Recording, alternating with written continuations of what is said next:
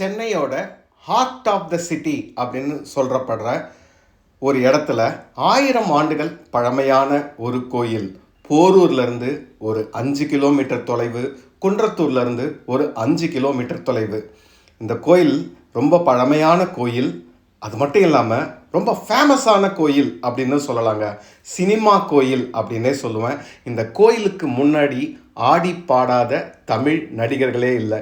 VK. Ramasamy, Nagesh முதற்கொண்டு சிவகார்த்திகேயன் வரை நிறைய பேர் இந்த கோயில் முன்னாடி ஆடியிருக்காங்க, பாடியிருக்காங்க. அவ்வளவு பிரபலமான ஒரு கோயில். அழகான மாட வீதி, அருமையான ராஜகோபுரம், 7 நிலை ராஜகோபுரம்.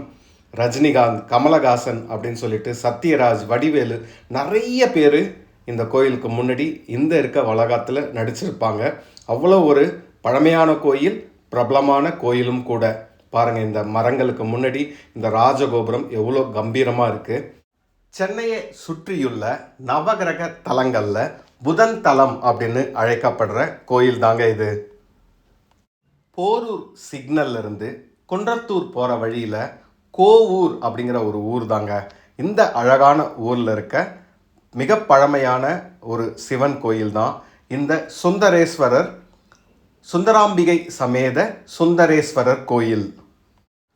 ரஜினிகாந்த் சாரோட படிக்காதவன் மாப்பிள்ளை, அதாவது படிக்காதவன் படத்தில் பார்த்தீங்கன்னா சொல்லி அடிப்பேனடி அப்படின்னு ஒரு பாடல் காட்சி. மாப்பிள்ளை படத்தில் பார்த்தீங்கன்னா என்னோட ராசி நல்ல ராசி. அதே மாதிரி விஜயகாந்த் ஐயா நடித்த கோயில் காலை படமும் பெரும்பாலான பகுதி இந்த கோயில் வளாகத்தில் படமிட்டு இருப்பாங்க.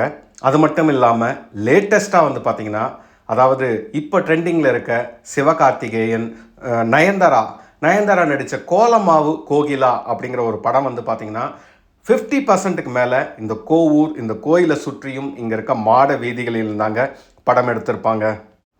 நம்ம எல்லாருக்குமே பரிச்சயமான ஒரு நகைச்சுவை காட்சி. சத்யராஜும் வடிவேலுவும் பார்த்தீங்கன்னா 2 கிரிக்கெட் டீமில் இருந்து இந்த கிரிக்கெட் விளையாடுற மாதிரி ஒரு நகைச்சுவை காட்சி நடிச்சிருப்பாங்க. இது பார்த்தீங்கன்னா முழுக்க முழுக்க இந்த கோயில் வளாகத்தில் இந்த கோபுரத்துக்கு முன்னாடி தாங்க படமிட்டிருப்பாங்க. அந்த படத்தோட பேர் பார்த்தீங்கன்னா கோவை பிரதர்ஸ். அவ்வளவு ஏங்க, 1970களில் எடுக்கப்பட்ட வி.கே. ராமசாமி, நாகேஷ் நடித்த ரொம்ப பிரபலமான ஒரு திரைப்படம் தான் ருத்ர தாண்டவம்.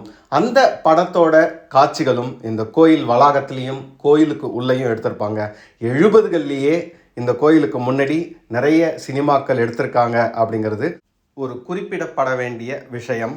கமல் சாரோட மங்கம்மா சபதம், சரத்குமாரோட சிம்ம ராசி, ஏன் காஞ்சனா படம், காஞ்சனா 3யோட இன்ட்ரடக்ஷன் சீனே பார்த்தீங்கன்னா இந்த ராஜகோபுரம் தான்.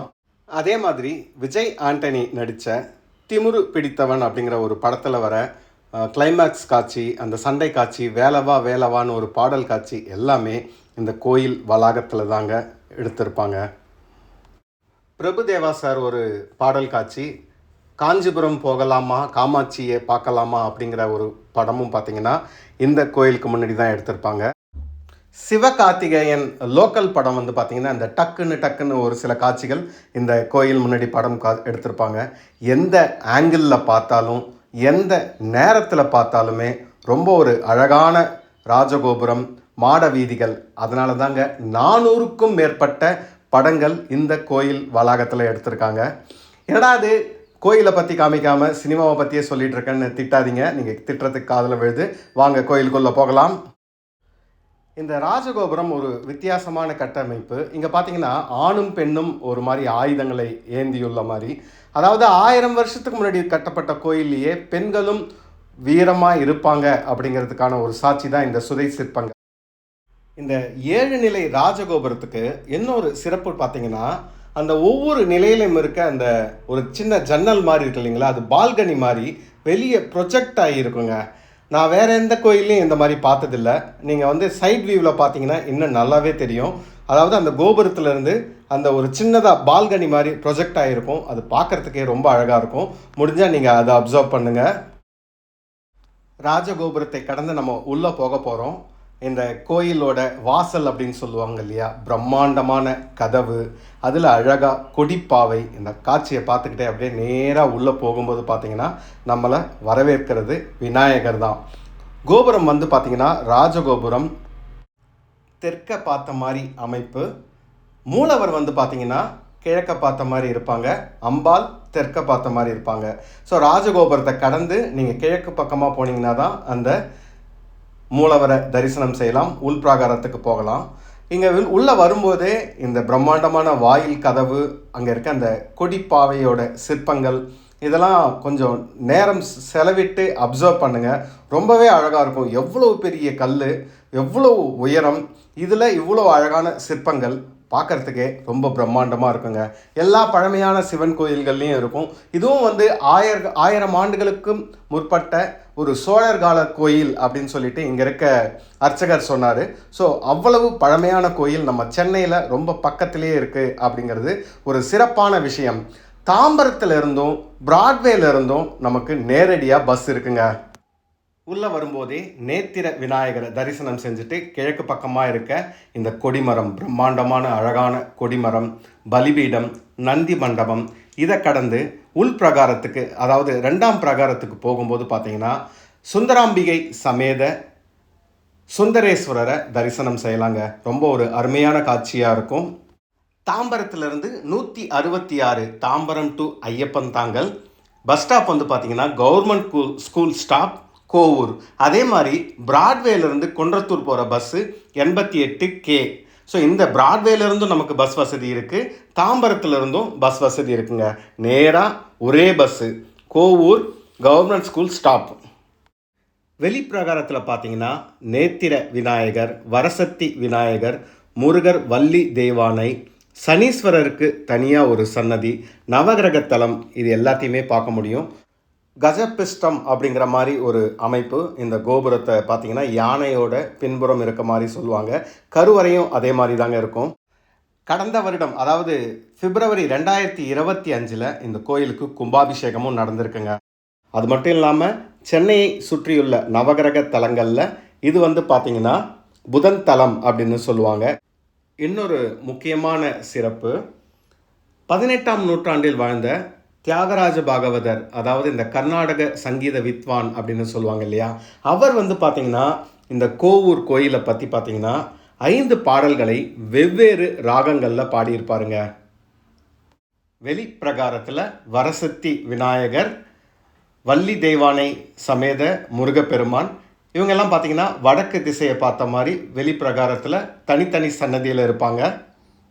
இந்த கோவூருக்கு பக்கத்தில் இருக்க குன்றத்தூரில் தான் பெரிய புராணம் பாடிய சேக்கிழார் பிறந்தார்.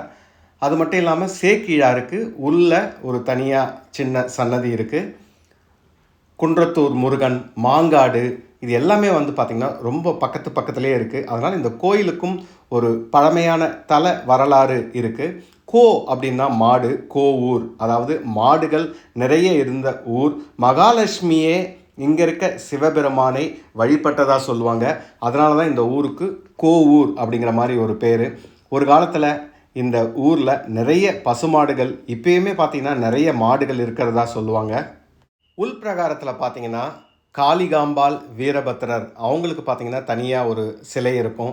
அப்புறம் 63 நாயன்மார்களுக்கு, உற்சவ மூர்த்திகளுக்கு நிறைய சிலைகள் இருக்குது. கோஷ்டத்தில் வந்து பார்த்திங்கன்னா விநாயகர், தக்ஷணாமூர்த்தி, பிரம்மா, துர்கை அப்படின்னு சொல்லிட்டு அழகாக இருப்பாங்க. அது மட்டும் இல்லாமல் இங்கே இன்னொரு சிறப்பு என்னன்னு பார்த்தீங்கன்னா, அம்மன் சன்னதியை சுற்றியுமே கோஷ்டத்தில் சப்த மாதாக்கள் இருப்பாங்க. இது இந்த கோயிலோட ஒரு சிறப்பு. அதாவது சிவனுக்கு அந்த கோஷ்டத்தில் இருக்க மாதிரியே அம்மனுக்கும் கோஷ்டத்தில் சப்த மாதாக்கள் இருப்பாங்க. இவ்வளவு அழகான ஒரு கோயிலுக்கு, அதுவும் சென்னையில் இருக்க இந்த கோயிலுக்கு நீங்களும் ஒரு வார இறுதியில் போனீங்கன்னா ரொம்பவே நல்லாயிருக்கும். காலையில் 6:30 மணியிலிருந்து 11:30 மணி வரைக்குமே, ஈவினிங் வந்து பார்த்திங்கன்னா 4 மணிலேருந்து 8 மணி வரைக்கும் கோயில் திறந்துருக்குங்க. கோவூர் சுந்தரேஸ்வரர் கோயில், சௌந்தராம்பிகை சமேத சுந்தரேஸ்வரர் கோயில், ரொம்ப அழகான பழமையான ஒரு கோயில். கண்டிப்பாக பார்க்க வேண்டிய ஒரு கோயில், புதன் தலம். அடுத்து இன்னொரு காணொளியில் சந்திப்போம். தேங்க்யூ.